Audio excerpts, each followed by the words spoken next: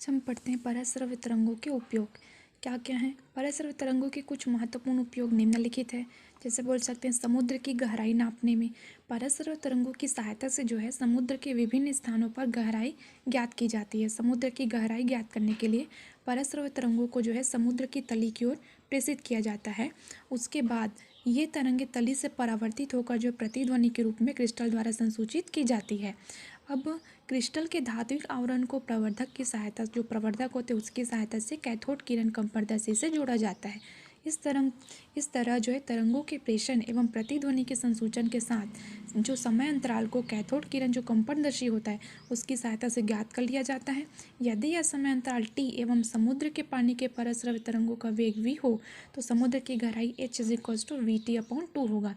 इस विधि का उपयोग न केवल समुद्र की गहराई बल्कि समुद्र के भीतर पनडुब्बियों, चट्टानों, डूबे हुए जहाज़ों के अवशेष इत्यादि का पता लगाने के लिए भी किया जाता है। और दूसरा है इसका उपयोग है ध्वनि संकेत साउंड सिग्नलिंग। मतलब पराश्रव्य ध्वनि तरंगों का उपयोग भटके हुए जो समुद्री जहाज़ों को संकेत भेजने के लिए किया जाता है। तरंग दरें कम होने के कारण इन्हें लघुपुंज के रूप में प्रेषित किया जाता है, जो कि ध्वनि तरंगों के समान सभी दिशाओं में नहीं बल्कि निश्चित दिशा में संचरित होती है। तीसरा बोल सकते हैं ऊष्मीय प्रभाव हीटिंग इफेक्ट। पराश्रव्य तरंगों को पदार्थों से गुजारने पर पदार्थ के ताप में वृद्धि हो जाती है। इस प्रकार पराश्रव्य तापकों का उपयोग विभिन्न कार्यों के लिए किया जाता है। चौथा है यांत्रिक प्रभाव मैकेनिकल इफेक्ट। पराश्रव्य जो ड्रिल होते हैं अल्ट्रासोनिक ड्रिल मशीन का उपयोग जो है इस्पात अन्य धातुएं में इनके यौगिकों की मोटी जो चादरों को सुराख करने हेतु किया जाता है। मशीन के ड्रिल के पराश्रव्य आवृत्ति से दोलन करने के लिए कड़े पदार्थों में सुराख आसानी से बनाए जाते हैं। अब दरारों का पता लगाने में फाइंडिंग क्रैक्स। तो धात्विक संरचनाओं में जो दरारों का पता लगाने हेतु जो धात्विक संरचनाएं होती हैं उसमें जो दरार होते हैं उसका पता लगाने के लिए पराश्रव्य तरंगों का उपयोग किया जाता है। इसके लिए पराश्रव्य तरंगों को धात्विक सतह की ओर जो धात्विक सतह उसमें प्रेषित किया जाता है और जो परावर्तित पुंज उसको संसूचित कर दरारों की स्थिति ज्ञात कर ली जाती है। भवनों एवं अन्य संरचनाओं में दरारों को ज्ञात करने के लिए भी इसी विधि का उपयोग किया जाता है। पराश्रव्य तरंगें उपयोगी सिद्ध होती है। अब है मिश्र धातुओं के निर्माण में। तो मिश्र धातुओं के निर्माण हेतु घटकों को जो है उचित अनुपात में लेकर उन पर पराश्रव्य तरंगें आपतित की जाती है और घटकों के घनत्व अलग होने पर भी इन तरंगों के कारण ये आपस में अच्छी तरह मिश्रण बना लेते हैं क्योंकि उसमें पराश्रव्य तरंगें आपतित की जाती है। अब देखते हैं इसका एक और उपयोग है रासायनिक प्रभाव केमिकल इफेक्ट। रासायनिक क्रियाओं में पराश्रव्य तरंगें उत्प्रेरक का कार्य करती है जिससे अभिक्रियाएं त्वरित हो जाती है। रसायन जो शास्त्र के क्षेत्र में पराश्रव्य तरंगों के बहुत सारे उपयोग हैं। जैसे पहला है पोटेशियम आयोडाइड या हाइड्रोजन सल्फाइड में पराश्रव्य तरंगें डालने पर घटक तत्व अलग हो जाते हैं और उसके बाद है कि जो द्रव आपस में नहीं घुलते उन्हें मिलाकर इमल्शन तैयार करना पराश्रव्य तरंगों का कार्य। जैसे जल और तेल आपस में नहीं घुलते हैं तो इनको मिलाकर मिश्रण बनाया जा सकता है, इमल्शन बनाया जा सकता है। तेल और पाला मिलाकर इमल्शन बनाया जा सकते हैं। उसके बाद है पराश्रव्य तरंगों से मर्क्यूरी क्लोराइड का लघुकरण होने से मर्क्यूरस क्लोराइड प्राप्त होता है।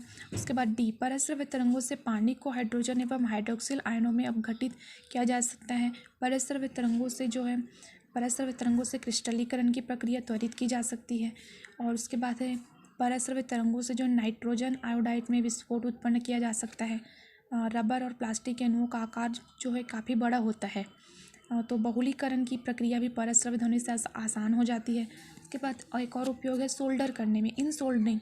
एल्यूमिनियम जैसे कुछ धातुओं को सामान्य विधियों से सोल्डर नहीं किया जा सकता। एल्यूमिनियम जैसे कुछ धातुओं को क्योंकि इन पर जमी हुई ऑक्साइड की परत इसमें बाधा डालती है तो इन धातुओं को सोल्डर करने में गले हुए तरंगों के अंदर पराश्रव्य तरंगों का संचार किया जाता है जिससे टाँका पक्का हो जाता है। एक और उपयोग है चिकित्सा विज्ञान में। तो तक चिकित्सा के क्षेत्र में पराश्रव्य तरंगों के व्यापक उपयोग है। इनमें से कुछ प्रमुख उपयोग है दर्द निवारण न्यूरोलॉजिकल एवं हड्डियों में संधि दर्द के निवारण हेतु शरीर के क्षतिग्रस्त हिस्से पर नियंत्रित मात्रा में पराश्रव्य तरंगें डाली जाती हैं। अर्थराइट्स के मरीज के दर्द से मुक्त दिलाने हेतु शरीर की त्वचा पर जो है 10⁻⁶ हर्ट्ज आवृत्ति से कंपन करने वाले धातु से उसको घुमाया जाता है। ये कंपन उत्कों तक पहुँचने से रक्त संचार व्यवस्थित होने के कारण मरीज को आराम मिलता है। अब भी है इसी के अंदर चिकित्सा विज्ञान के अंदर दंत चिकित्सा में डेंटल ट्रीटमेंट, टूटे हुए दांतों को बाहर निकालने के लिए दंत चिकित्सक जो है परस्रव्य तरंगों का उपयोग करते हैं।